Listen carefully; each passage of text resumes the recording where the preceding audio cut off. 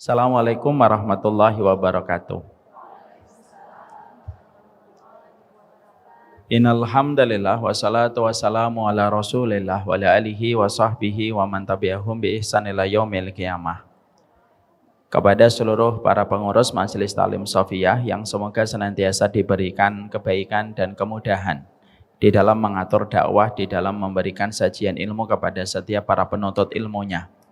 Kepada ibu-ibu yang hadir pada kesempatan sore kali ini, yang semoga kita senantiasa dikuatkan pundak kita, dilapangkan hati kita di dalam sabar, dijadikan jiwa kita bermuara pada keridhaan yang Allah berikan di dalam kehidupan kita. Karena sesungguhnya hidup pada zaman fitnah itu bukan perkara yang ringan, karena bukan gambaran iman yang ideal untuk hidup pada zaman fitnah. Tapi bagaimanapun zaman fitnah ini Allah berikan kepada kehidupan kita, dan tidak ada yang kita hadapi pada beratnya hidup pada zaman fitnah kecuali kita memohon kepada Allah di dalam sabar dan dijadikan hati kita penuh dengan segenap keridhaan. Dan semoga Allah memberikan itu di dalam bekal dan energi terbesar kita di dalam menjalani kehidupan. Amin insyaallah. Alhamdulillah, tentunya senantiasa kita menata kesyukuran kita kepada Allah atas setiap nikmat yang Allah berikan kepada kita. Nikmatnya bukan berkurang dan nikmatnya tidak ada yang kurang, tetapi sesungguhnya syukurnya yang kurang ditambah pada perjalanan kehidupan kita. Mungkin Allah tidak memberikan kepada ibu apa yang ibu inginkan, tetapi Allah pasti memberikan kepada ibu apa yang ibu butuhkan. Jangan hanya karena benda, jangan hanya karena sesuatu yang ibu mimpikan dan ibu tidak dapatkan, itu menjadikan kita berkurang drastis kesyukuran kita kepada Allah.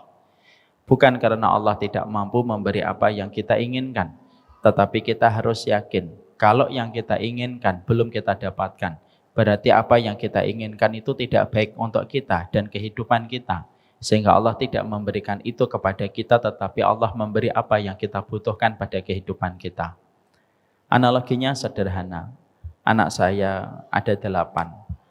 Anak laki-laki saya rata-rata yang masih kecil suka sekali dengan permen. Mereka itu kalau dikasih permen mungkin sehari bisa habis 10-20 bungkus. Tapi saya tidak memberikan permen itu setiap harinya kepada anak saya. Saya memberikan permen itu kepada anak saya cuma sekali dalam sepekan, itu pun 1 bungkus. Kenapa saya tidak memberi apa yang diinginkan anak saya ketika ingin mendapatkan permen itu sehari 15-30 bungkus? Karena saya tahu kalau anak saya diberikan permen setiap harinya berlebihan, maka anak saya terancam dengan berbagai macam penyakit serius dan salah satunya gagal ginjal. Karena sayang, saya tidak memberi. Karena sayang, keinginannya tidak saya berikan kepadanya. Justru karena sayangnya saya kepada anak saya. Justru ketika saya memberikan kepadanya permen, dan setiap dia minta permen, akhirnya saya berikan kepadanya permen. Justru apa yang saya berikan itu merusak kehidupan anak saya. Itulah analogi sederhana. Terkadang ada di antara ibu pengen mendapatkan ini, terkadang di antara ibu pengen mendapatkan rumah, pengen mendapatkan mobil, pengen mendapatkan sesuatu. Tapi terkadang apa yang ibu inginkan belum kita dapatkan dan ibu belum dapatkan, bukan karena Allah tidak mampu. Tetapi Allah mampu, tetapi tidak memberikan itu pada kehidupan kita karena apa yang kita minta, itu sejatinya membawa kerusakan di dalam kehidupan kita. Inilah yang menjadikan kita jangan sampai syukurnya itu hanya pada waktu ketika keinginan kita terdapatkan. Jangan sampai syukurnya kita hanya pada waktu keinginan kita peroleh dan kita susah bersyukur kalau keinginan kita tidak kita dapatkan. Syukurnya orang dewasa itu tidak sama dengan syukurnya anak kecil. Syukurnya anak kecil itu biasanya kalau baru mendapatkan sesuatu, baru dia bersyukur. Kalau belum mendapatkan sesuatu, biasanya dia tidak akan pernah bersyukur dan berterima kasih. Kita tentunya bukan anak kecil. Kita adalah orang dewasa, diberikan panjang umur di dalam kehidupan kita sampai hari ini. Dan menjadikan kita, jangan pernah menyamakan syukurmu dengan syukurnya anak kecil. Kalaupun ada yang kita inginkan, belum kita peroleh, sabar, mungkin besok waktunya. Kalau besok belum kita dapatkan, sabar, mungkin tahun depan baru kamu akan dapatkan. Tetapi berikanlah kesyukuran kita dengan segenap keridhaan yang kita berikan kepada Allah. Semakin kita ridho kepada setiap ketetapan dan takaran yang Allah berikan kepada kita, semakin dimudahkan kita mendapatkan keridhaan dari Allah Subhanahu wa Ta'ala. Inilah yang menjadikan kita harus paham tingkat tertinggi pada kehidupan kita itu, yaitu ketika mendapatkan keberkahan, dan keberkahan itu tidak akan kita dapatkan sampai betul-betul kita memberikan kesyukuran dari apapun yang telah kita peroleh dan telah kita dapatkan. Semoga kita menjadi istri yang gampang bersyukur, melihat suaminya bersyukur, melihat anaknya bersyukur, melihat segala sesuatu bersyukur. Kayak Nabi Sulaiman.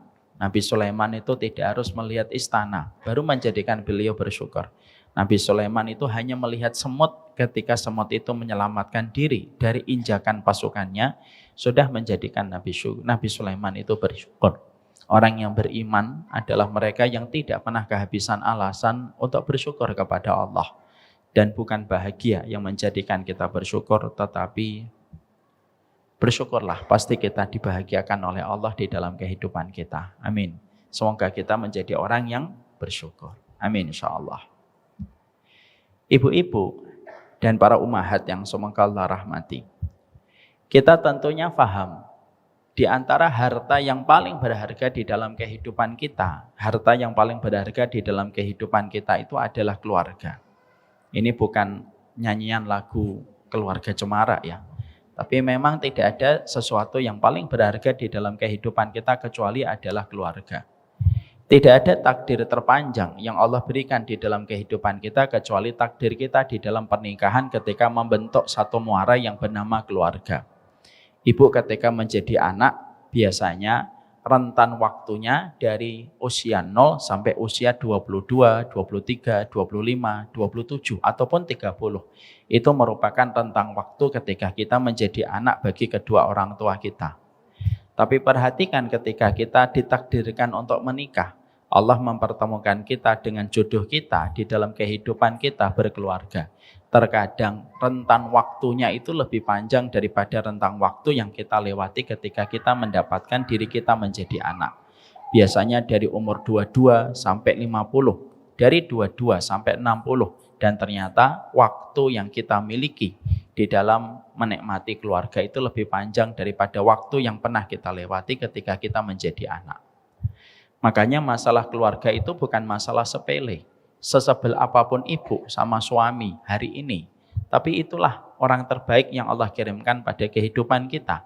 Karena laki-laki yang Allah kirimkan kepada kehidupan ibu merupakan laki-laki yang digoreskan namanya 50.000 tahun sebelum Allah menciptakan langit dan bumi. Mungkin bagi dunia suami ibu itu orang biasa, tapi bagi kehidupan ibu laki-laki itu luar biasa. Karena dialah yang telah menghalalkan kita di hadapan Allah, membentuk satu muara yang bernama keluarga, dan tidak ada memori yang paling kuat yang terbentuk pada kehidupan manusia kecuali memori ketika dia bersama dengan keluarganya. Itu memori yang tidak bisa dihapuskan dengan apapun. Makanya ibu tahu dalam satu riwayat dalam Barok bin Azib itu diterangkan bahwasanya manusia ketika mereka telah wafat, manusia itu akan dibawa ke liang lahatnya, dan ketika dibawa ke liang lahat maka dia akan ditanya oleh malaikat Mungkar dan Nakir. Pertanyaannya simpel, tapi tidak ada yang bisa menjawab pertanyaan ini kecuali orang yang beriman dan diridhai oleh Allah. Man rabbuka, siapa Rabb yang kamu sembah? Wa man nabiyuka, siapa nabi yang kamu ikuti? Dan apa agama yang diutuskan kepada dirimu? Kalau orang ini bisa menjawab satu persatu pertanyaan dari malaikat Mungkar dan Nakir, maka pada saat itu Allah itu berfirman di atas arsy-Nya, Shadaqa abdi, hambaku ini telah benar karena dia telah menjawab 3 pertanyaan itu dengan keimanan.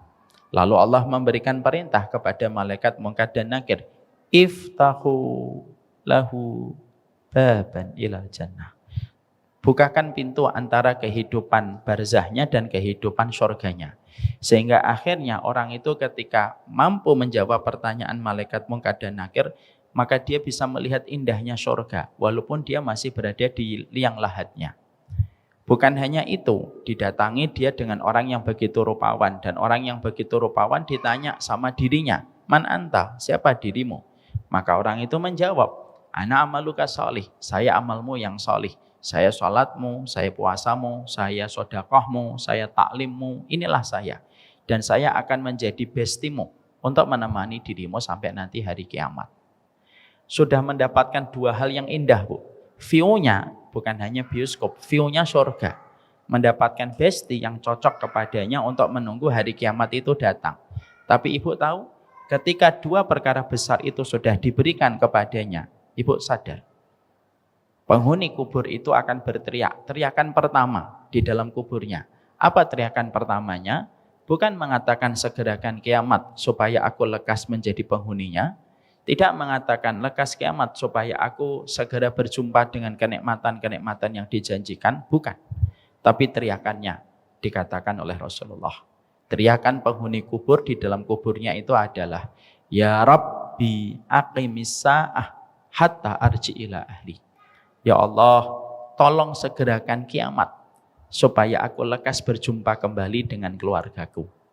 Kalau yang meninggal itu adalah istri, maka dia ingin berjumpa dengan suaminya. Kalau yang meninggal itu suami, maka dia ingin berjumpa dengan istrinya. Kalau yang meninggal itu anak, dia ingin berjumpa dengan bapak dan ibunya. Kalau yang meninggal bapak dan ibunya, dia ingin ketemu dengan anak keturunannya. Untuk memberikan kepada kita makna yang tidak bisa kita nafikan dalam hadis ini. Ternyata memori yang paling baik itu memori baiknya kita bersama dengan keluarga kita. Bahkan guncangan kematian pun tidak akan pernah menghapuskan memori kita bersama dengan keluarga kita. Memori kita ketika pergi ke Bali, memori kita ketika pergi ke Lombok, memori kita ketika punya perusahaan, memori kita ketika punya skincare, itu hilang semuanya. Tapi memori yang tertinggal di dalam pikiran kita ketika kita di dalam kubur, memorinya itu adalah mengingat keluarga. Untuk memberikan arti kepada kita, keluarga itu tidak bisa dipandang sebelah mata. Makanya dalam hadis lain, dalam riwayat Muslim, diterangkan oleh Nabi, sesungguhnya penghuni kubur itu kegiatannya dua, Ibu. Yang pertama, penghuni kubur itu kegiatannya adalah tidur sebagaimana pengantin ketika baru saja melewati malam pertama. Yang kedua, kegiatan para penghuni kubur itu apa? Yang kedua, penghuni kubur itu selalu merindukan kedatangan dari keluarganya yang menyusul mereka di dalam kematian dan sama-sama mendapatkan kenikmatan kubur. Jadi kalau telah meninggal ibunya, maka ketika ibunya kita telah meninggal dunia, lalu bapak kita meninggal dunia, maka bapak kita akan menemui ibu kita. Nanti kalau ada paman kita meninggal dunia, paman kita akan menemui orang tua kita yang lebih dulu meninggal dunia. Apa yang akan dikatakan oleh penghuni kubur yang lama ketika mereka kedatangan dengan penghuni kubur yang baru saja datang? Pertanyaan mereka, kata Nabi, pertanyaan mereka tentang keluarga. Kalau ibunya kita sudah meninggal dulu, lalu menyusul bapaknya kita, menyusul ibu kita, dan sama-sama mendapatkan kenikmatan kubur, kata Nabi, pertanyaan ibu kita akan bertanya, gimana kabarnya anak-anak kita? Anak kita sudah punya anak berapa, siapa pasangannya, cucu kita berapa. Dan itu mereka update berita yang terbaru dari kedatangan para keluarganya yang menyusul mereka dalam kehidupan barzah. Untuk menegaskan dan menebalkan, ternyata keluarga itu bukan masalah sepele, tetapi keluarga itu masalah besar pada kehidupan manusia. Makanya maaf, siapa yang paling setia mendoakan kita? Yang paling setia mendoakan kita itu ya cuma 3, dan 3-tiganya keluarga. Siapa yang paling setia mendoakan ibu setelah ibu wafat? Ustadz? Enggak, Bu. Ustadz mungkin sekali, 2 kali mendoakan, tapi setelah itu dia akan melanjutkan perjalanan hidupnya. Teman dan besti, mungkin teman dan besti akan mengingat kita sebentar, 2-3 hari, tapi setelah itu dia punya masalah yang harus dihadapi. Terutama ketika ada undangan arisan dan dia kelihatannya mau dapat nama. Dia cepat lupa, Bu. Tapi orang yang paling setia akan mengingat kita ketika kita meninggal dunia itu 3 yang disebutkan para ulama, dan 3-tiganya itu keluarga, Bu. Yang pertama, siapa yang paling setia mendoakan kita? Yang paling setia mendoakan kita adalah orang tua kita. Itu pun kalau orang tua kita masih hidup ketika kita wafat dan dibawa ke liang kubur. Yang kedua, pasangan hidup kita itulah yang paling lama mendoakan kita setelah wafatnya kita. Dan yang ketiga itu anak kita, di mana anak kita adalah mereka yang paling setia mendoakan kita untuk memberikan kepada kita satu tambahan yang membuat kita harus mengerti. Menikah itu bukan hanya ketika kita hidup bersama, tapi menikah itu perkara besar yang ternyata banyak mengambil porsi dalam batin kita dan jiwa kita, di mana tidak ada memori yang paling banyak menghabiskan sanubari dan hati kita kecuali memori kita bersama dengan keluarga kita. Ini kita harus paham. Makanya kita mendapatkan gambaran indah, dan gambaran ini betul-betul membuat kita terhenyak dan kita harus tersadar. Ternyata kita mendapati bahwasanya Nabi Muhammad, di mana beliau diwafatkan? Beliau tidak diwafatkan di Masjidil Haram. Padahal Masjidil Haram itu merupakan jengkal tanah yang paling dicintai oleh Allah. Harusnya sekali bernabi itu meninggalnya itu di Masjid Haram. Karena jengkal tanah itu menjadikan setiap kita sholat dilipat gandakan 100.000 kali lipat. Tapi Nabi Muhammad tidak diwafatkan di atas Masjidil Haram. Nabi Muhammad tidak diwafatkan di Masjid Nabawi. Padahal jarak antara kamarnya dengan Masjid Nabawi hanya sejarak anak kecil ketika melempar batu. Nabi itu kalau buka langsung Masjid Nabawi, Bu. Makanya rumah yang berkah itu rumah yang dekat masjid, bukan dekat tol. Yang sebagaimana kebanyakan orang. Ya, yang ketawa-ketawa ini rumahnya dekat tol ini, semoga dikasih rumah yang lebih baik. Makanya ternyata Nabi Muhammad meninggalnya tidak di Masjid Nabawi, dan Nabi Muhammad tidak meninggal ketika beliau sedang perang Badar. Beliau tidak meninggal ketika sedang perang Uhud. Tapi menariknya untuk menjadi pelajaran untuk kita, Nabi Muhammad itu meninggalnya di atas pangkuan Ibunda Aisyah. Di mana ketika Nabi sakit pada 3 hari, dimulai dari hari Jumat, Rasulullah itu menurun ketika demamnya begitu tinggi dan kepalanya terasa pusing. Dan kita harus paham dalam hadis riwayat Muslim, wa inni la'u'aku kama yu'aku bihi rajulaini minkum. Kata Nabi, tahu artinya, Bu? Insyaallah enggak tahu. Ya. Nabi itu mengatakan, saya kalau sakit itu sakitnya dijadikan 2 kali lipat daripada sakit yang kalian. Kalau kita pernah menderita sakit kepala yang paling hebat, pastikan Nabi 2 kali sakitnya kita. Kenapa Nabi dijadikan sakitnya 2 kali lipat daripada sakitnya kita? Karena Nabi orang yang paling beriman, di mana tingkat ujiannya paling berat di antara seluruh manusia. Lah Nabi itu sakit dari hari Jumat, Sabtu, Ahad. Dimulai dari hari Jumat, Nabi Muhammad itu sudah tidak kuat untuk mengimami sholat. Makanya beliau memanggil Aisyah, mengatakan sama Aisyah, wahai Aisyah, mur Abu Bakar falyusalli bin nas. Wahai Abu Bakar, perintahkan bapakmu untuk menjadi imam sholat.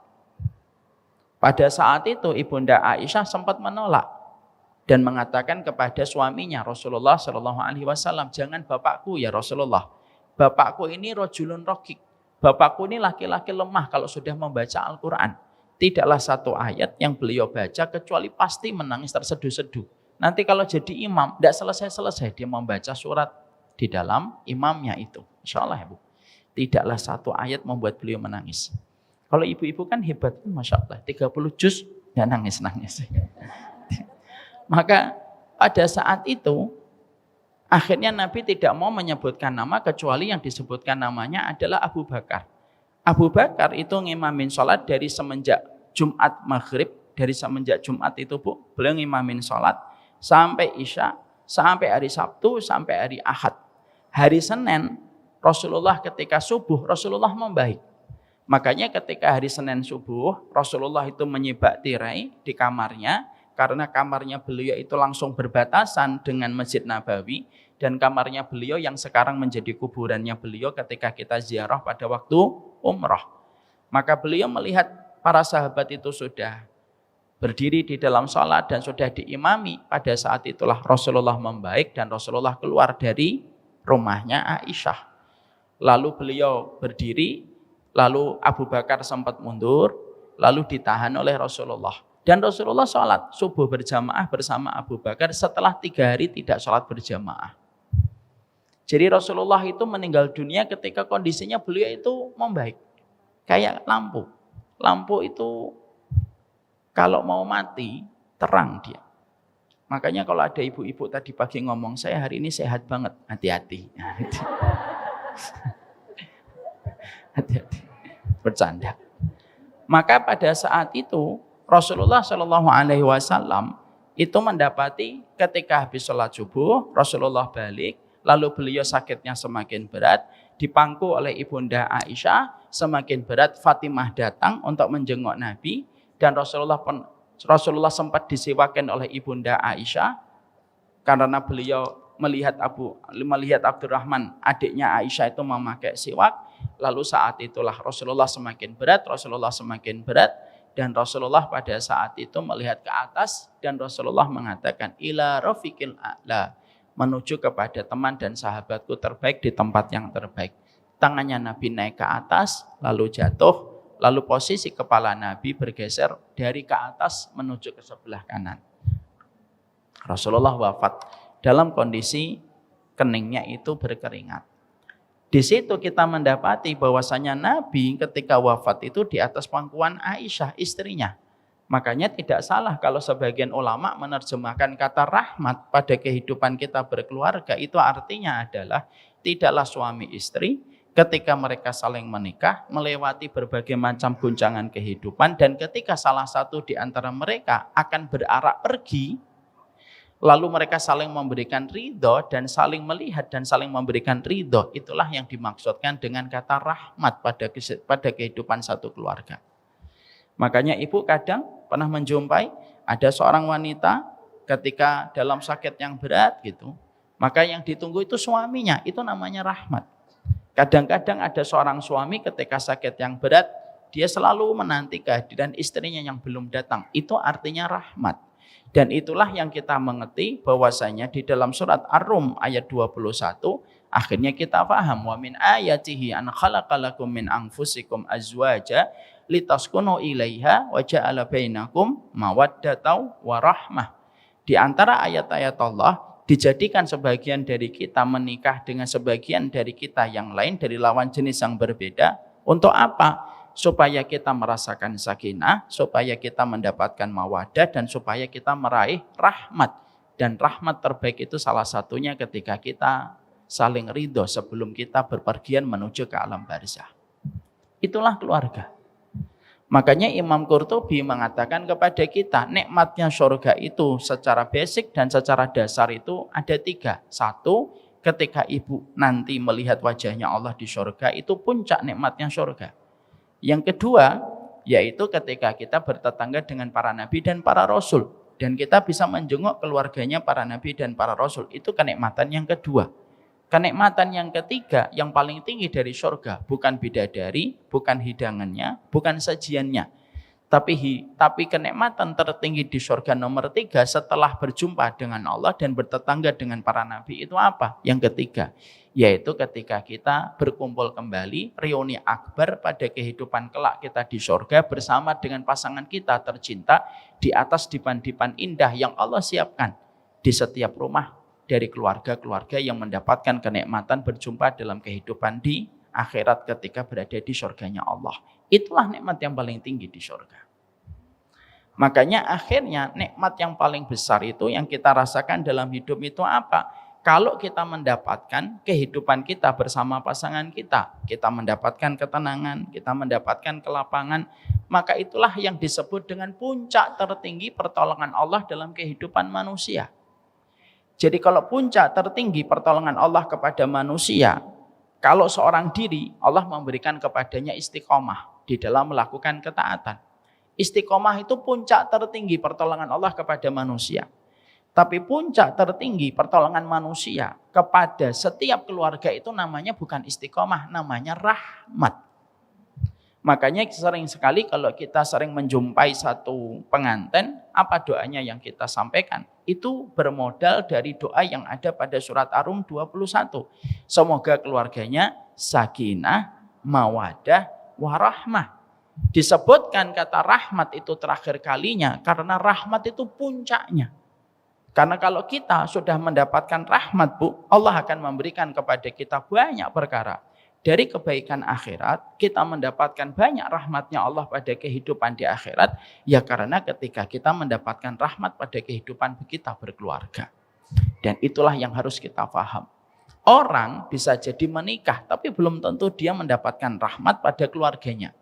Orang bisa jadi senior dalam pernikahan, tapi belum tentu dia mendapatkan mawaddah dan belum tentu dia mendapatkan rahmat. Karena apa? Menikah dengan mawaddah itu beda, menikah dengan rahmat itu beda. Menikah itu ikhtiarnya, mawaddah itu hasilnya.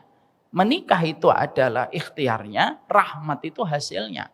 Makanya belum tentu setiap orang ketika mereka menikah, belum tentu mereka mendapatkan mawaddah, belum tentu mereka mendapatkan rahmat. Karena apa? Karena kalau kita sudah mendapatkan rahmat, puncak tertinggi dalam ketenangan itu ketika kita mendapatkan rahmat. Makanya maaf ya Bu, kapan kita betul-betul terkuras energi kita? Terkuras energi kita itu kalau kita bersama suami kita lagi bertengkar.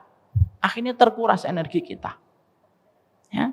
Rumah kita itu tampak indah, bukan karena besarnya. Rumah kita itu indah kalau kita sama suami kita itu lagi dalam kondisi tenang. Kita tidak salah, suami tidak salah. Dan kita sedang rukun. Suami di dapur, kita datangin. Suami di ruang tengah, nah kita datangin. Suami di depan, kita datangin. Kita temenin dia minum. Bahkan ketika tidur pun kita bareng. Supaya kaki kita nempel dengan kaki istri kita. Karena apa? Ketenangan itu ketika kita dan suami kita dalam kondisi tenang. Tapi kapan rumah kita terasa neraka dan tidak terasa nyaman? Ya ketika kita pada kehidupan keluarga kita sedang ada masalah. Ketika suami kita ke depan, kita ke ruang tengah. Ketika suami ke ruang tengah, kita ke dapur. Ketika suami pergi ke dapur, kita ke kamar mandi. Walaupun di kamar mandi tidak ngapa-ngapain. Dan ketika tidur kita menghadap ke barat, dia menghadap ke timur. Dan terkadang suasananya itu menjadi tidak nyaman. Kapan tidak nyaman dalam kehidupan kita ketika memiliki rumah? Ketika kita sedang bertengkar dengan pasangan kita. Untuk menunjukkan kepada kita puncak ketenangan ketika kita mendapatkan rahmat dan puncak keterpurukan ketika kita tidak mendapatkan rahmat pada kehidupan kita berkeluarga. Ibu, setelah ibu tahu bahwasanya rahmat itu merupakan bentuk tertinggi pertolongan Allah kepada keluarga kita, maka tidak ada yang paling kita takutin dalam kita berkeluarga kecuali satu, Bu. Apa itu? Yang paling kita takutkan dalam kehidupan kita berkeluarga itu yang disebut dengan fitnah. Itu yang paling kita takutkan. Karena fitnah itu merupakan musuh terbesar dalam kehidupan kita berkeluarga. Fitnah itu tidak selalu berarti perempuan lain selain diri kita, dan yang namanya fitnah itu tidak selalu ada laki-laki lain selain suami kita. Itu bagian dari fitnah, tapi bukan satu-satunya fitnah. Fitnah itu perkara yang bisa menjadikan dua hati yang telah dipertautkan oleh Allah, lalu akhirnya berjauhan dengan berbagai macam sebab dan alasan. Itu namanya fitnah. Dan makanya tidaklah rusak satu keluarga itu biasanya juga karena fitnah. Makanya maaf, tidak ada senioritas kita di dalam pernikahan. Ada yang menikah 5 tahun, belum tentu 10 tahun berikutnya dia selamat. Ada yang menikah 10 tahun, belum tentu 15 tahun berikutnya dia selamat. Bahkan maaf, ada orang yang terkadang menikahnya itu sudah 30 tahun. Itu pun tidak menjamin pernikahan itu akan dibawa sampai mereka menutup mata. Karena apa? Fitnah itu bisa datang kapan saja. Datang tak dijemput, pulang tak diantar. Dan tidak usah kita sebut Jaya Langkung, ya. Kalau ibu tahu Jaya Langkung berarti fix kelahiran 80, ya. Maka di situ kita akhirnya paham yang paling kita khawatirkan itu fitnah. Karena fitnah itu bisa datang dari mana saja. Fitnah itu bisa datang di tempat parkir ketika suami kita atau diri kita di masjid. Fitnah itu bisa datang di tempat pusat perbelanjaan.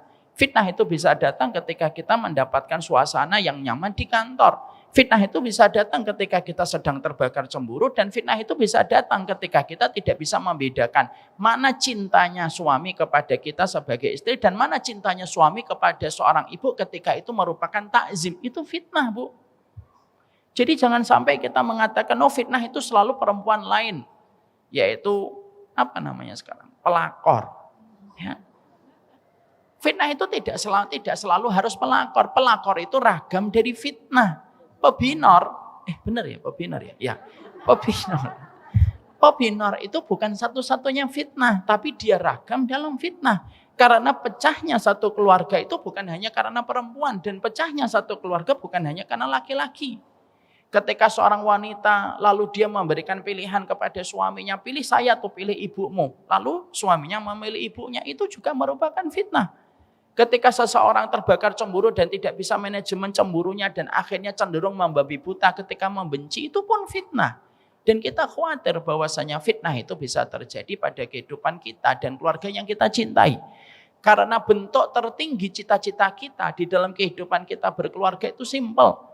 Kita ingin supaya bersama pasangan kita mendapatkan rahmat yang Allah janjikan pada surat Ar-Rum 21.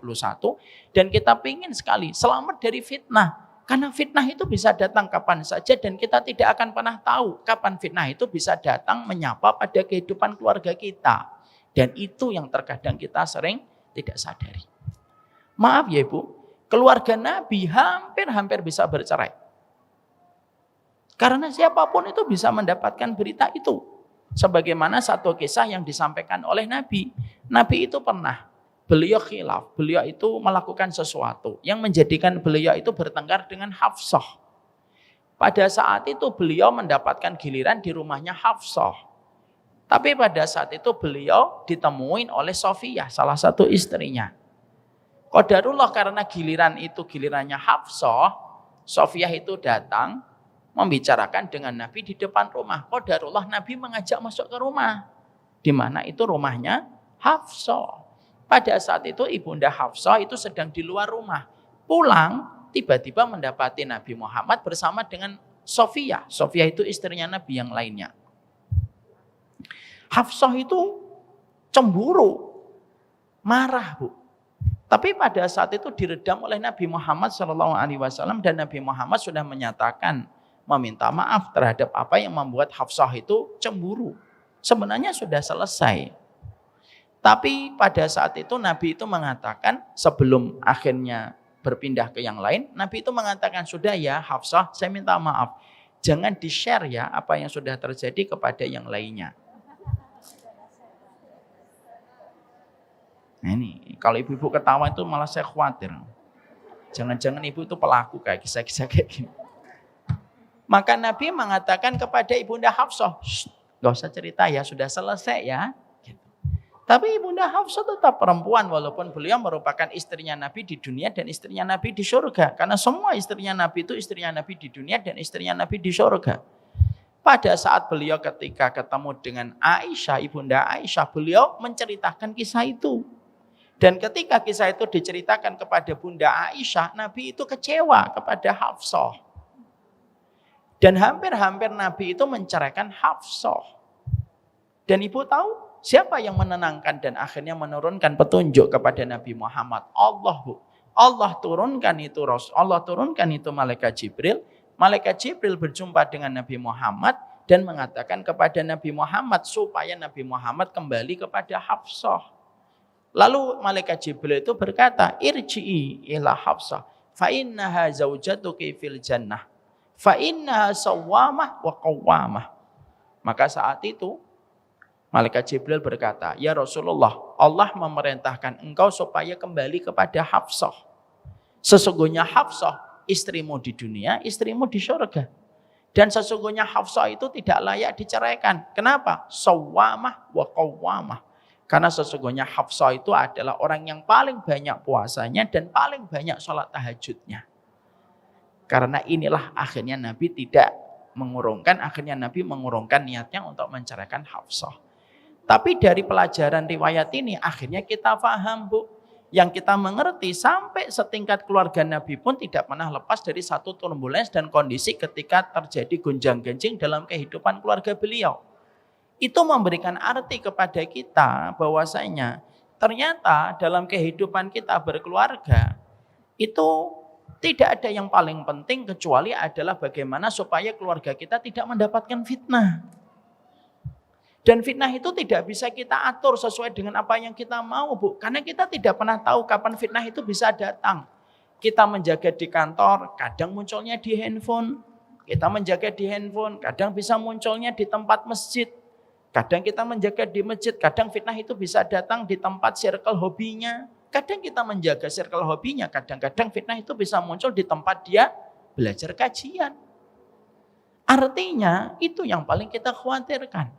Kalau kita akhirnya paham tidak ada musuh terbesar pada kehidupan kita ketika berkeluarga kecuali fitnah, itu yang paling besar yang menjadi musuh kita bersama dalam kehidupan kita berkeluarga.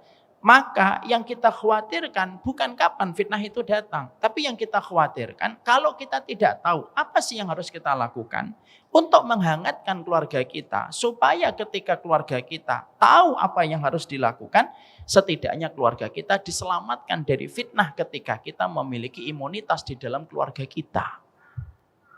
Jadi yang butuh imunitas itu bukan hanya tubuh kita, tapi keluarga kita ini butuh imunitas. Karena ketika fitnah itu datangnya sebagaimana gelombang air yang tidak ada satu rumah kecuali air itu bisa memasuki setiap rumah, dan kita khawatir fitnah itu bisa datang di mana dan dari siapa saja, maka yang kita lakukan bukan kita meminta kepada Allah memberitahukan kapan fitnah itu datang, karena itu tidak mungkin terjadi. Yang kita lakukan cuma satu, tingkatkan imunitas tubuhmu, tingkatkan imunitas keluargamu untuk mendapatkan rahmat. Kalau rahmat pada keluargamu lebih besar daripada fitnah, tidak akan membahayakan. Setiap fitnah yang datang selama imunitas keluarga kita betul-betul terjaga. Itulah yang menjadikan kita harus paham. Makanya pada kesempatan hari ini kita belajar bareng.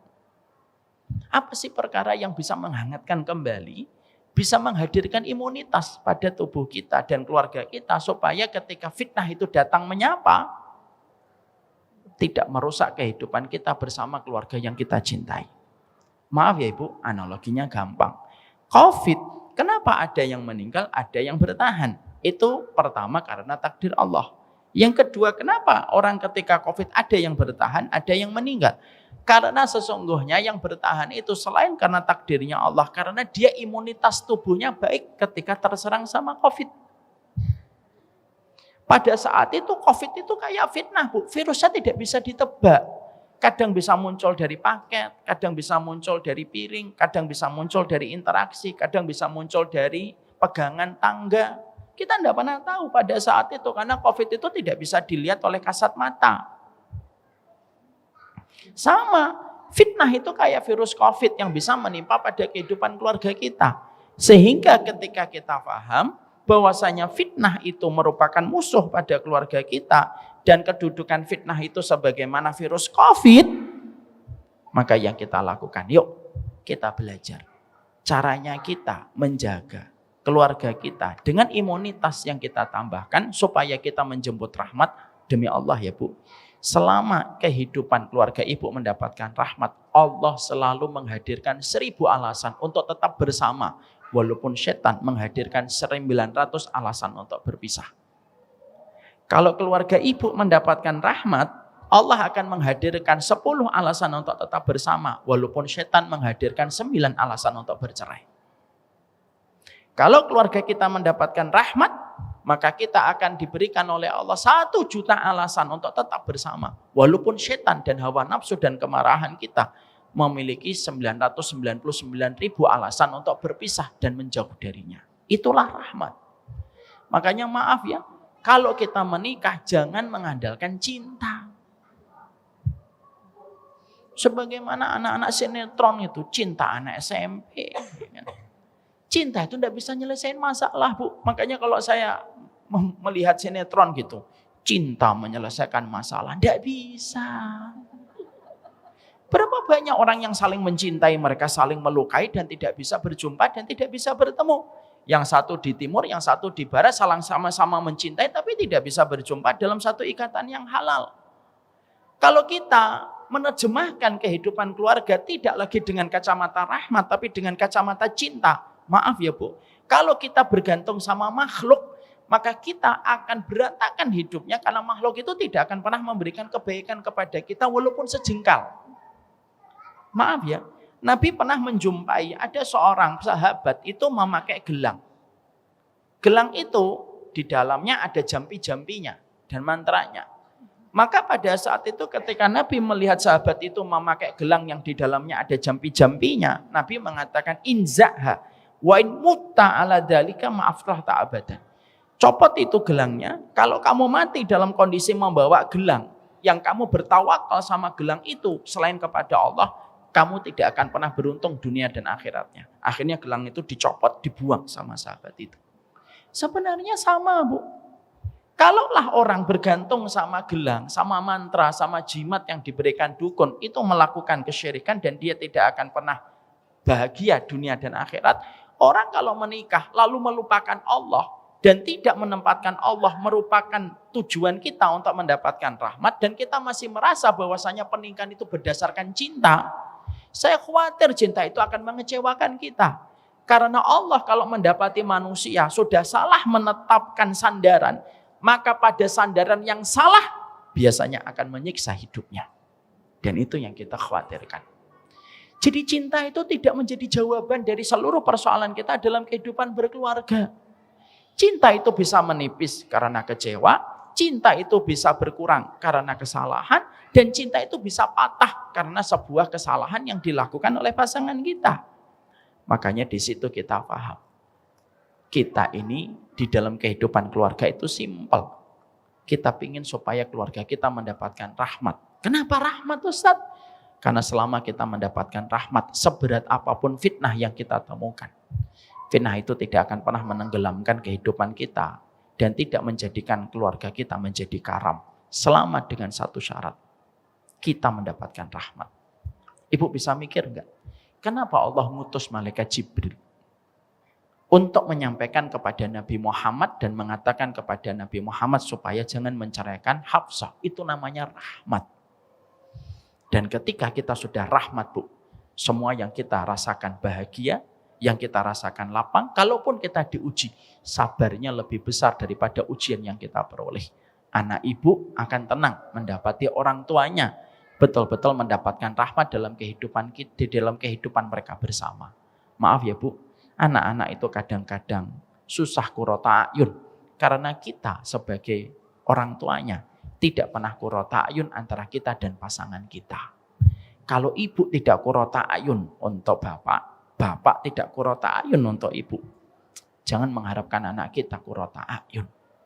Gagalnya anak itu meneduhkan karena kita gagal meneduhkan untuk anak-anak kita pada kehidupan ketika kita membesarkan mereka. Nah, setelah kita paham ini, sekarang mari kita bahas. Apa perkara yang bisa menghangatkan pernikahan kita dan bisa menjadikan diri kita dan keluarga yang kita cinta itu mendapatkan rahmat. Supaya kalau ada fitnah-fitnah yang ada pada kehidupan kita, fitnah itu Allah padamkan, fitnah itu Allah patahkan, fitnah itu Allah alihkan ke tempat yang lain dan tidak menimpa kepada keluarga yang kita cintai. Nah, ini sekaligus nanti kita melihat apakah kehidupan keluarga kita sudah mendapatkan rahmat atau belum berdasarkan nanti materi-materi yang kita bahas. Kalau keluarga kita sudah melakukan semua perkara itu, berarti insya Allah kita tinggal menunggu rahmat dari Allah. Kalau belum, nah berarti banyak hal yang harus dikoreksi dalam kehidupan kita berkeluarga. Tapi maaf ya Bu, nanti kalau sudah dapat ilmunya, jangan dipakai untuk menilai dan memvonis keluarga orang lain. Mbak, kelihatannya keluargamu tidak dapat rahmat, Mbak. Jangan. Ya. Karena saya harus menyampaikan ini, Bu. Karena kelihatannya dari tampang-tampangnya Ibu itu agak mencurigakan. Jangan sampai sombong ya di dalam ilmu yang kita dapatkan dan kita peroleh. Para ulama lalu menerangkan kepada kita. Ada 15 poin penting supaya kehidupan keluarga kita mendapatkan rahmat dalam perjalanan kita bersama dengan laki-laki yang kita cintai. Mungkin sebagian dari ibu-ibu sudah berkata dalam hatinya, waduh, harusnya suami saya datang ini. Tidak apa-apa Bu, yang datang ibu dulu, pelan-pelan. Nanti setelah ini ibu ceritakan kepada suaminya. Tapi nanti jangan sombong ya sama suaminya ya. Pulang ke rumah, Mas, kamu tahu nggak puncak tertinggi pertolongan Allah pada keluarga? Jangan gitu ya. Supaya kita tidak sombong. Para ulama lalu menerangkan kepada kita 15 poin penting. Supaya kehidupan kita mendapatkan rahmat dan supaya kehidupan kita mendapatkan keberkahan dari apa yang kita lalui dan apa yang kita hadapi. Selama kita mendapatkan rahmat, itu kedudukannya kurang lebih sebagaimana ibu mendapatkan imunitas tubuh yang tinggi, tidak akan membahayakan virus apapun yang menyerang ibu selama imunitasnya lebih tinggi daripada virus yang datang. Hujan, insya Allah. Allahumma sayyiban nafi'an. Kita berdoa semoga suami kita diberikan kesabaran di dalam mencarikan rezeki untuk kita. Karena bagaimanapun suami kita, Bu, mereka lah yang telah berusaha untuk memberikan yang terbaik untuk kehidupan istri-istrinya. Saya tahu betul, Bu, istri untuk banyak istri-istri yang lain. Nggak bisa ngomong istri-istri. Makanya maaf ya, doakanlah suami kita selalu di dalam kebaikan dan kesabaran. Kita sekarang membahas nomor 1. Kita bahas nomor 1, Ibu. Apa perkara yang bisa menjadikan kehidupan kita dan keluarga yang kita cintai mendapatkan keberkahan dan mendapatkan rahmat yang kita baca di dalam surat Ar-Rum ayat 21. Di mana itu menjadi harapan yang diinginkan setiap orang ketika menikah. Karena harapan kita itu sederhana. Harapan kita bukan memiliki rumah yang paling tinggi. Obsesi kita yang paling besar bukan memiliki mobil, tapi obsesi yang paling besar dalam kehidupan kita itu adalah supaya kehidupan keluarga kita mendapatkan rahmat. Nah sekarang mari kita belajar. Nomor 1. Kehidupan kita bersama keluarga kita tidak akan mendapatkan rahmat sampai betul-betul kita memberikan kualitas kita bersama dengan pasangan kita, bukan hanya hidup bersama, tetapi kita melakukan taat bersama dan ibadah bersama. Ini yang pertama. Jadi kehidupan kita tidak akan mendapatkan rahmat sampai kita bersama pasangan kita bukan hanya hidup bersama, tetapi kita taat dan beribadah bersama ketika kita menjadi bagian keluarga. Paham? Paham gak paham, begitulah Ibu tulis dulu. Sudah? Kalau sudah, mari kita kaji. Ini merupakan poin yang pertama. Karena kita harus paham, Bu, kadang-kadang banyak orang ketika mereka menikah, mereka itu lupa bahwasanya kebutuhan terbesar kita setelah kita menikah itu adalah untuk taat bersama.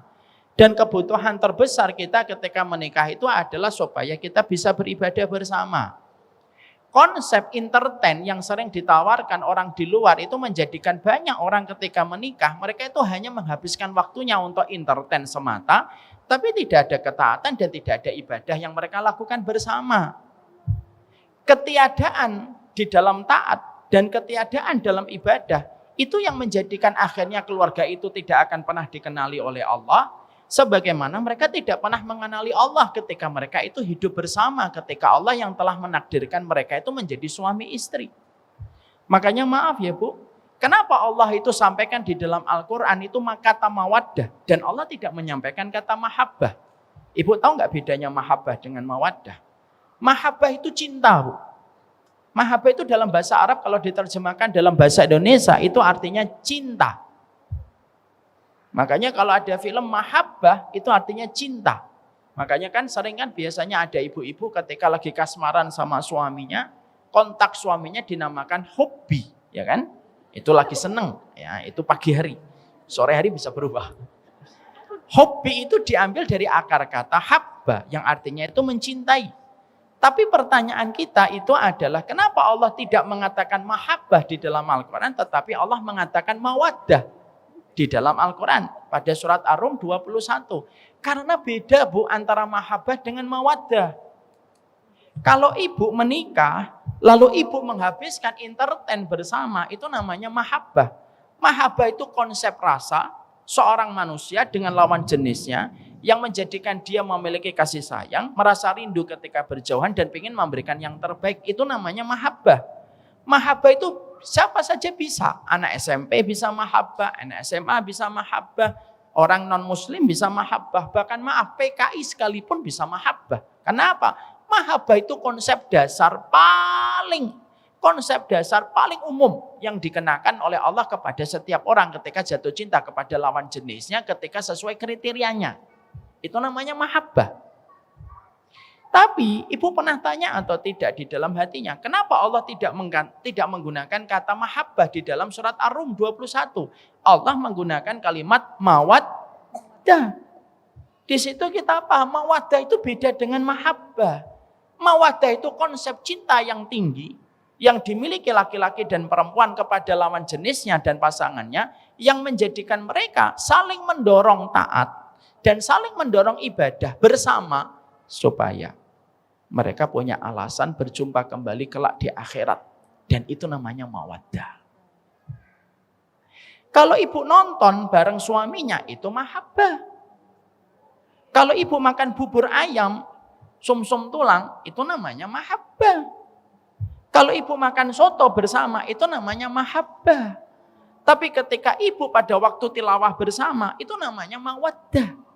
Ketika ibu ngaji hari Sabtu Ahad lalu ibu mengatakan sama suaminya, "Bang, tolong temanin saya untuk ikut kajian." Itu namanya mawaddah.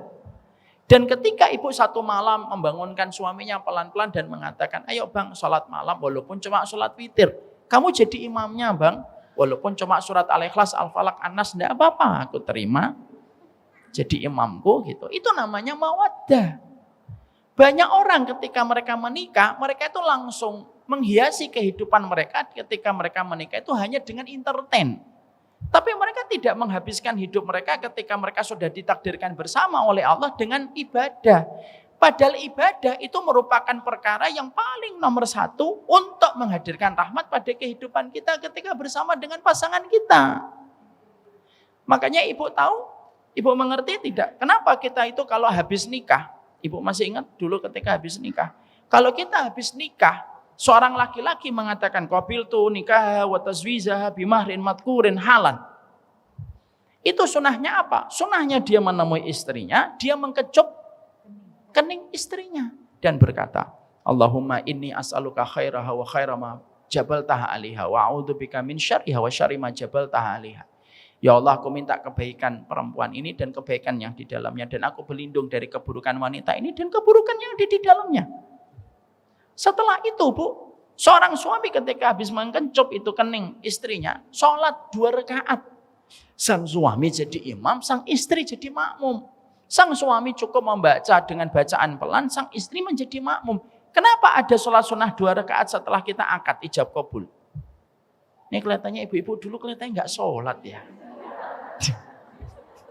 Kok kelihatannya asing banget gitu. Nggak usah ngomong bener-bener, memang bener. Masya Allah, ibu, ya Allah, semoga diampuni dosa-dosanya. Kalau sudah kejadian ya sudah, masa mau nikah lagi. Udahlah, tinggalkan memori yang tidak baik.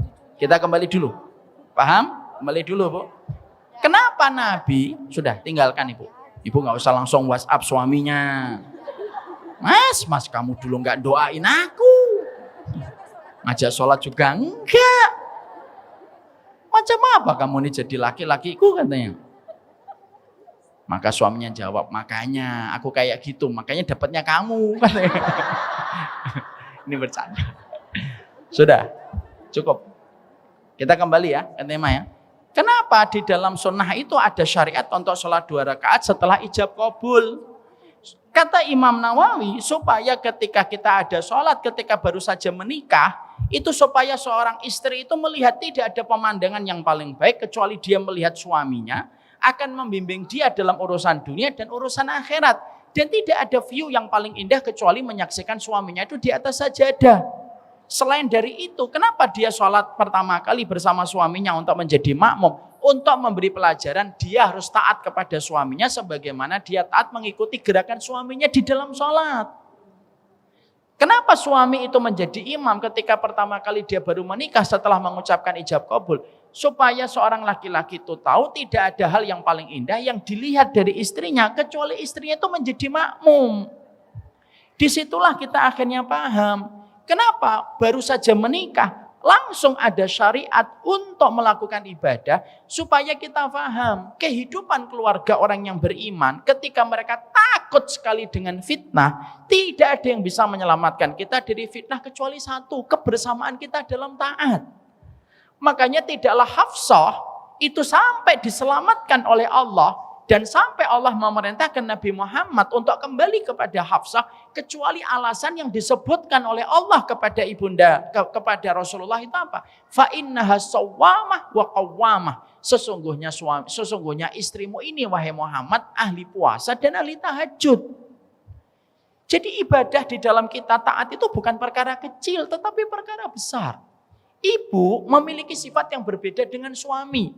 Ibu itu perasaannya panjang, pendek akalnya dan logikanya. Suami kita panjang logikanya, pendek perasaannya. Makanya maaf ya, jangan suka ngomong dasar laki-laki tidak punya perasaan. Punya bu, cuma nggak panjang. Cuma nggak panjang. Maka ketika kita berangkat dari titik perbedaan itu banyak, baru penciptaannya beda, hatinya beda, cara memahami matanya beda ketika melihat, belum pendidikan. Matanya laki-laki dan perempuan aja beda bu. Perempuan ketika melihat itu lebar, kalau laki-laki memanjang. Jadi kalau suami ibu ketika mencari barang tidak ketemu, tidak usah dibully.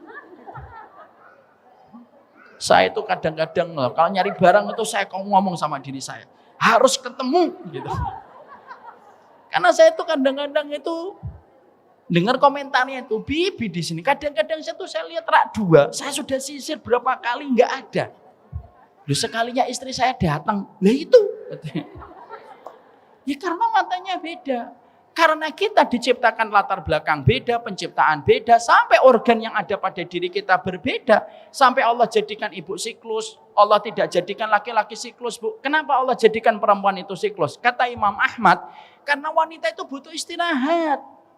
Kenapa laki-laki itu mereka tidak ada siklus? Karena laki-laki itu memang disetting dari penciptaannya itu memang mereka siap berkorban untuk ibunya, orang tuanya, dan istri anaknya.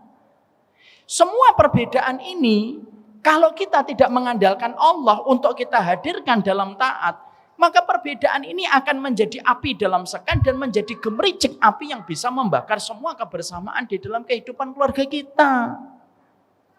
Jangan dipandang remeh untuk taat, tapi itulah mawaddah. Makanya ketika suaminya ibu mengatakan, kamu nggak kajian, itu namanya mawaddah. Ketika suami kita mengatakan, kamu nggak pakai hijab, itu namanya mawaddah. Perkara kecil tapi bisa mempengaruhi bagaimana kehidupan keluarga kita di masa mendatang. Kalau suami kita mengatakan, ayo jangan sampai pakai cadar, lupa pakai jilbab, gitu kan misalkan. Pakai cadar, jilbabnya ketinggalan. Maka ketika suami kita mengingatkan, itu namanya mawaddah. Maka sesungguhnya kehidupan mawaddah itulah yang menjadikan kita pertama kali. Kalau orang semakin meningkatkan ketaatan bersama dan taat bersama, maka itulah yang menjadi alasan bagi Allah hadir dalam pernikahan mereka. Dan ketika ada masalah, Allah yang menyembuhkan. Kalau cintanya berkurang, Allah menambahkan. Kalau cintanya datang penyakit, Allah yang menyembuhkan. Kalau cintanya menipis, Allah yang menebalkan. Kenapa? Yang menggenggam hati kita itu bukan kita dan pasangan kita. Yang menggenggam hati kita itu Allah, bu. Makanya mawaddah itu penting. Ustadz, mana dalilnya mawaddah itu penting dalam kehidupan kita berkeluarga? Oke, saya sampaikan sebuah dalil umum. Nanti sebelumnya saya akan sampaikan dalil umum juga. Kita pernah mendengar kisahnya Nabi Sulaiman, ibu. Nabi Sulaiman itu memiliki istri. Istrinya beliau ada 100. Tidak usah komen. Nabi itu, tidak usah komen. Nabi Sulaiman itu istrinya 100, bu. Dalam hadis riwayat Bukhari Muslim. Satu sore hari, maka Nabi Sulaiman itu berkata, saya akan mencampuri seluruh istri saya yang jumlahnya 100 ini. Nanti istri saya 100-100-nya akan mengandung. 100-100-nya nanti melahirkan anak laki-laki. Dan 100-100 anak laki-laki itu nanti akan semuanya berjuang membela kalimat Allah. Indah atau tidak indah? Indah. Mempesona tidak? Mempesona. Itu urusan biologis menjadi urusan ideologis, bu. Tapi kata Nabi Muhammad pada saat itu ketika Nabi Sulaiman mengatakan, saya akan mencampuri 100 istri saya dan semuanya akan melahirkan anak laki-laki. Nabi Sulaiman pada saat itu lupa mengatakan insya Allah.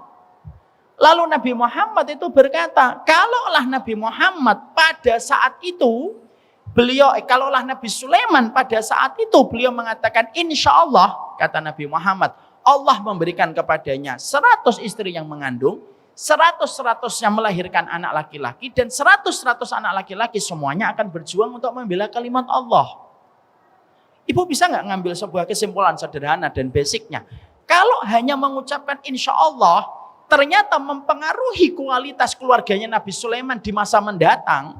Dan ternyata ketika Nabi Sulaiman lupa mengatakan insya Allah mempengaruhi kehidupan keluarga Nabi Sulaiman, apalagi lebih dari kata insya Allah, Bu.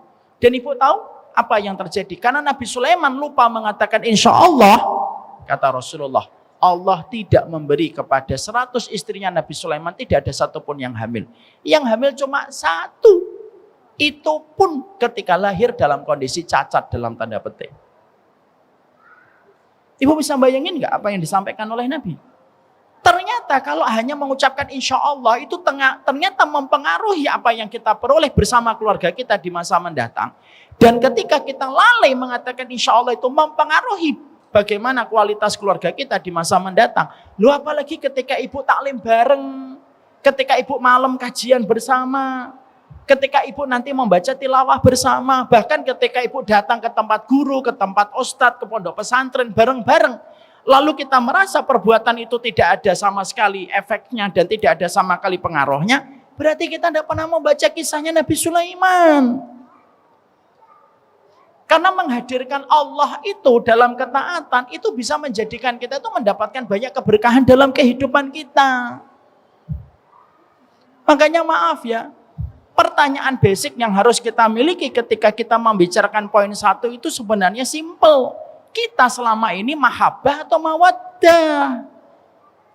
Kalau kehidupan kita hanya sekedar mahabbah, pantas. Kalau masalah kecil kadang-kadang membuat kita berantemnya begitu lama. Makanya maaf ya, kadang-kadang kita nikah, Bu. Kita nikah itu alasannya alasan besar. Tapi kadang-kadang bercerainya manusia itu karena alasan-alasan kecil yang tidak terselesaikan.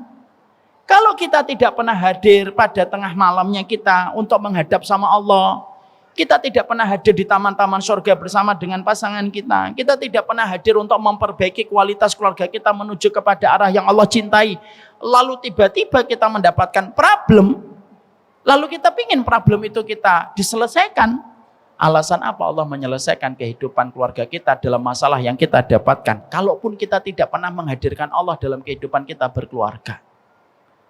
Maaf ya Bu, menghadirkan Allah itu mempengaruhi banyak hal dalam kehidupan. Ibu saja ingat Allah itu mempengaruhi bagaimana ibu berinteraksi di dalam keluarga, apalagi beribadah. Makanya saya ini kagum sekali. Saya itu pernah baca tulisan begini, Bu. Ini apa contoh umum.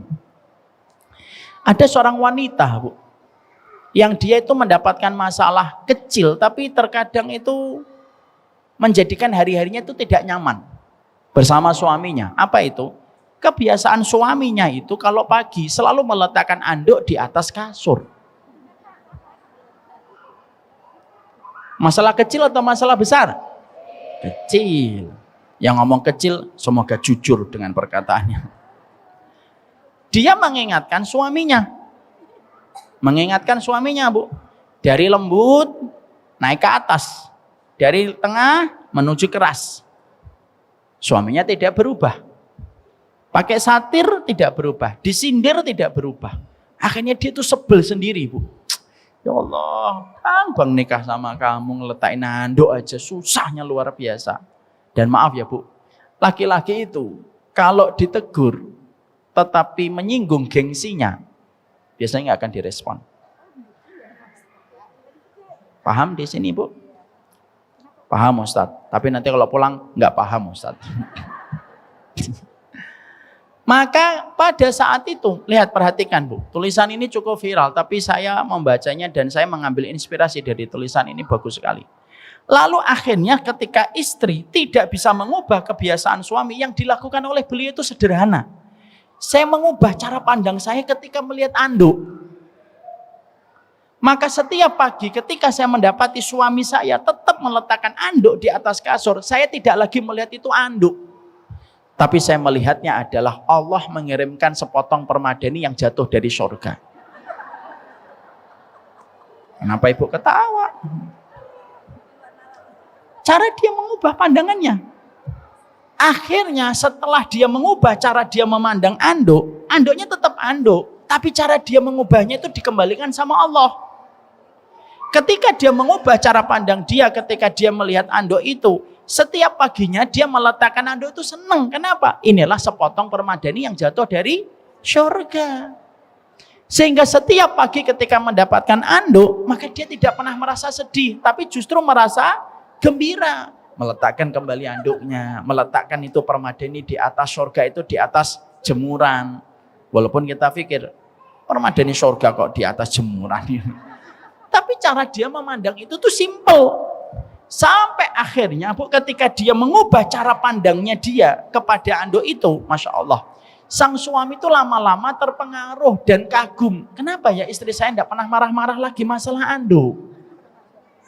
Loh, ini kisah nyata. Dia meletakkan anduk lagi, istrinya nggak marah, istrinya selalu senyum, sehingga suaminya tuh mikir, loh istri saya ini kalau pagi senyum-senyum ini kenapa? Gitu.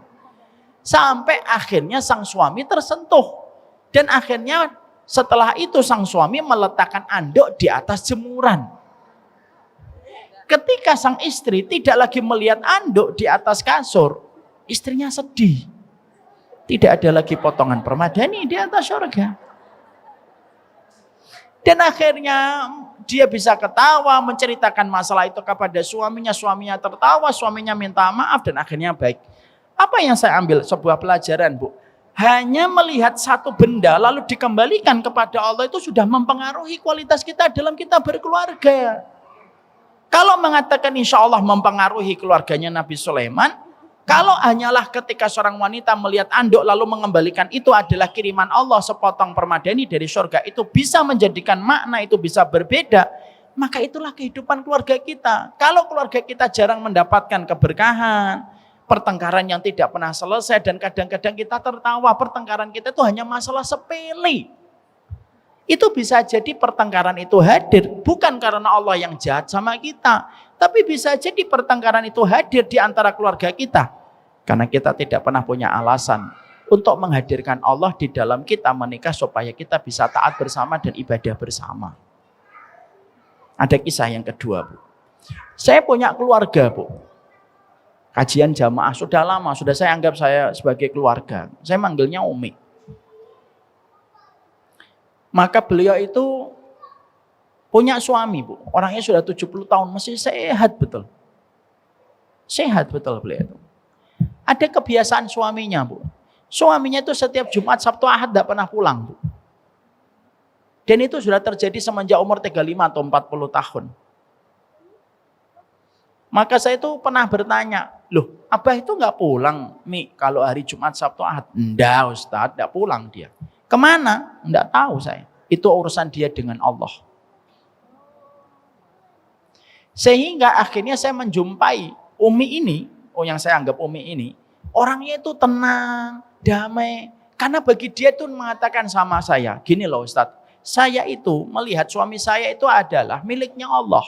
Kalau datang, saya hormati, saya berikan kasih sayang, saya penuhi kewajiban saya, ketika dia memenuhi kewajiban dan hak saya, maka itu selesai. Kalau dia sudah membuka pintu rumah dan keluar, saya serahkan dia sama Allah. Apa yang dia perbuat, Allah yang melihat. Apapun yang dia perbuat, dia harus bertanggungjawabkan kepada Allah. Makanya saya tenang. Masya Allah ya Bu. Makanya beliau sampai 70 tahun lebih dalam kondisi masih sehat, Bu. Dan saya tuh pernah mencoba untuk ngomong sama beliau gitu. Umi nggak curiga kalau Abah mungkin punya keluarga lain. Kalaupun punya keluarga lain itu urusan dia dengan Allah. Yang terpenting ketika pulang ke rumah beliau melakukan kewajiban, ngajak anak untuk taat, ngajak anak ibadah, memberikan rezeki, memberikan nafkah kepada Umi. Maaf ya Bu, kasus ini mungkin tidak semua orang memiliki perspektif yang sama. Saya tidak memaksakan ibu kayak gitu. Nanti jangan sampai pulang sana, Mas pergi Jumat, Sabtu, Ahad. Enggak kayak gitu. Perspektif setiap orang beda-beda. Tapi yang pengen saya ambil menjadi pelajaran dari dialog saya bersama beliau itu apa? Ternyata beliau ketika melihat suaminya lalu dikembalikan bahwasanya suaminya itu miliknya Allah dan bukan miliknya beliau. Saya tuh menemukan beliau itu tenang gitu. Kehidupan keluarga beliau sudah 70 tahun tuh masih rukun aja. Dan kalau bercanda itu kayak anak SMA ketika sedang bercanda dengan pasangan kekasihnya. Jadi disitulah akhirnya kumpulan-kumpulan dalil ini memberikan kepada kita tentang satu arti yang penting. Kadang-kadang kehidupan kita jarang mendapatkan rahmat di sisi Allah. Itu disebabkan karena apa? Mungkin absennya kita dari setiap ketaatan, absennya kita bersama dengan keluarga kita dari ibadah yang harusnya dilakukan bersama. Dan ketika absennya keluarga kita dalam ketaatan bersama, itulah yang menjadikan akhirnya fitnah itu begitu datang. Gampang, menghancurkannya begitu mudah, merongrongnya begitu ringan. Ketika keluarga kita tidak lagi mendapatkan rahmat, ketika gagalnya kita menghadirkan arti ketaatan bersama yang kita lakukan bersama dengan pasangan kita. Makanya Ibu, tolong ya, dengerin kata-kata saya. Mendapatkan jodoh itu takdir. Tapi mendapatkan jodoh selayak sahabat dalam canda dan partner dalam taat itu karunia dan anugerah. Saya ulangi kembali. Mendapatkan jodoh itu takdir. Tapi ibu ketika mendapatkan jodoh, cita rasa sahabat. Tidak apa-apa. Subhanalladzi yusabbihu ra'tu bihamdihi wal malaikatu min khifatihi. Disitulah kita akhirnya memahami, setelah itu kita mengerti. Paham ya Ibu? Mendapatkan jodoh itu takdir. Tapi mendapatkan jodoh, cita rasa, sahabat dalam canda, partner dalam taat, itu karunia dan anugerah.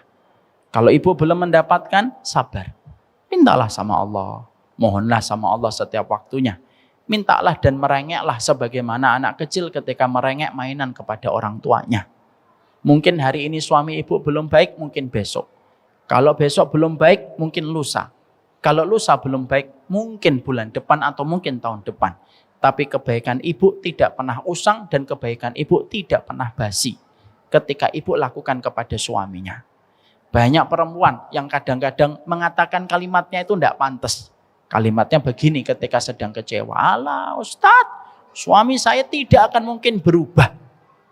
Dan kalimat itu ternyata yang dikabulkan oleh para malaikat. Rasulullah sudah mengingatkan kepada kita. Fala taqulu ilal khair. Fa'innal malaikata yu'amminuna ala ma taqulun. Jangan ngomong kecuali yang baik. Karena para malaikat itu mengaminkan semua apapun yang kalian ucapkan dan apapun yang kalian katakan. Kita boleh kecewa, kita boleh marah, kita boleh dongkol sama pasangan kita. Karena berbagai macam hal yang terkadang datang pada keluarga kita. Tapi jangan sampai kita berprasangka yang buruk, mengucapkan kalimat yang terburuk. Yang kalimat itu ketika kita ucapkan, kita yang menyesali kalimat itu.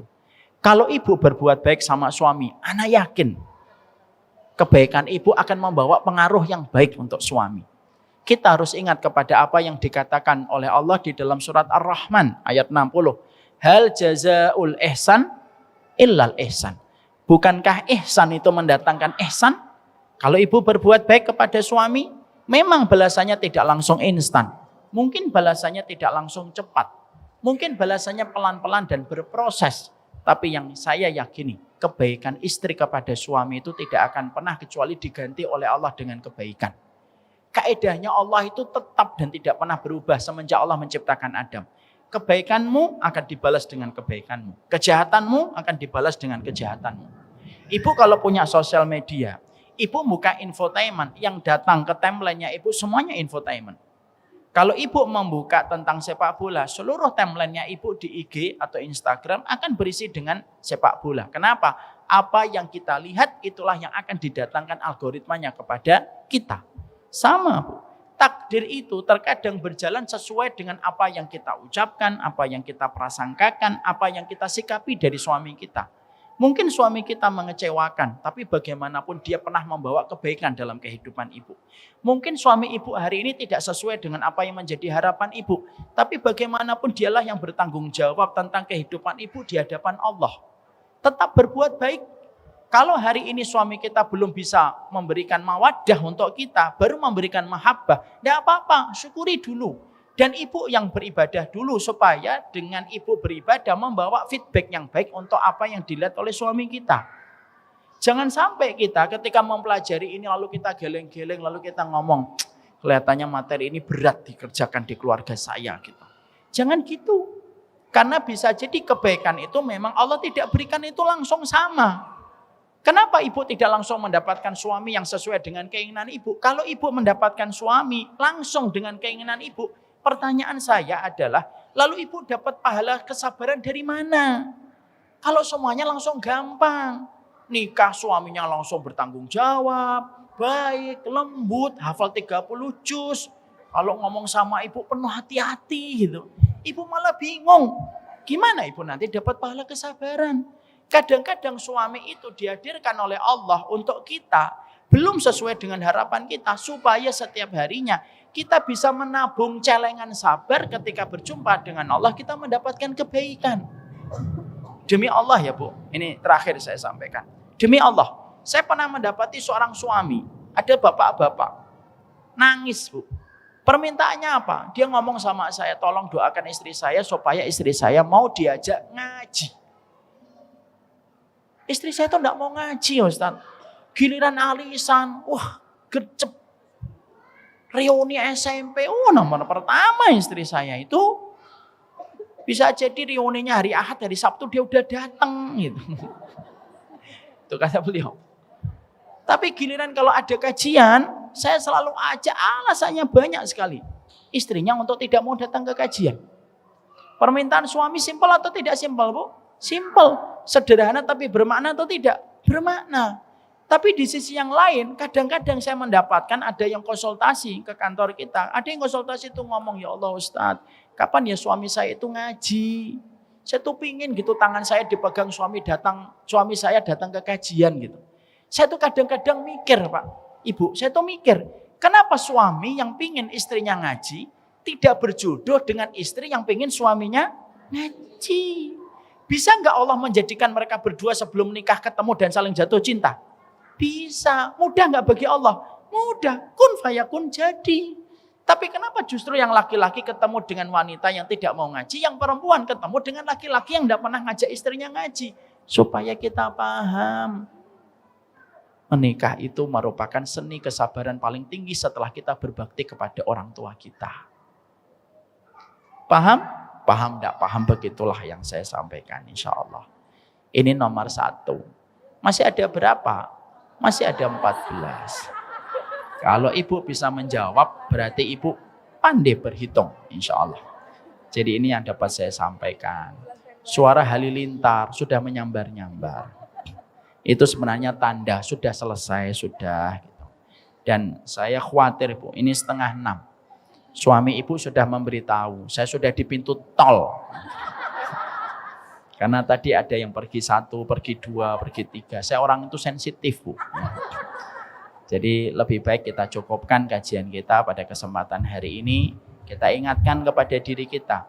Puncak tertinggi pertolongan Allah kepada keluarga namanya apa? Rahmat. Apa yang paling kita khawatirkan yang bisa menimpa kepada keluarga kita itu apa? Fitnah.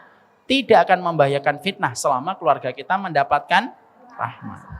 Dan rahmat yang pertama itu datang ketika kita taat bersama. Itulah yang menjadikan kita harus paham. Harus ada ibadah bersama.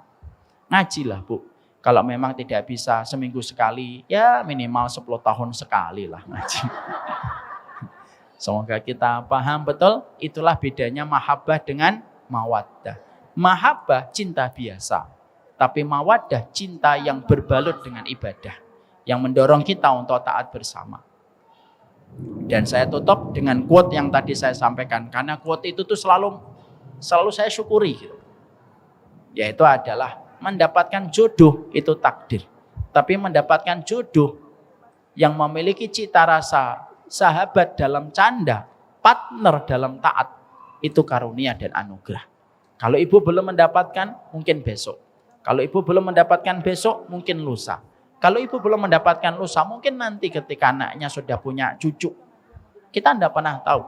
Karena takdir waktunya Allah tidak pernah salah diberikan kepada setiap hambanya. Yang terpenting kalau ibu berbuat baik, maaf. Jangan pernah mikir dan jangan pernah punya kesimpulan. Suami saya tidak akan pernah berubah. Jangan gitu. Orang yang berprasangka buruk kepada hambanya Allah itu setan.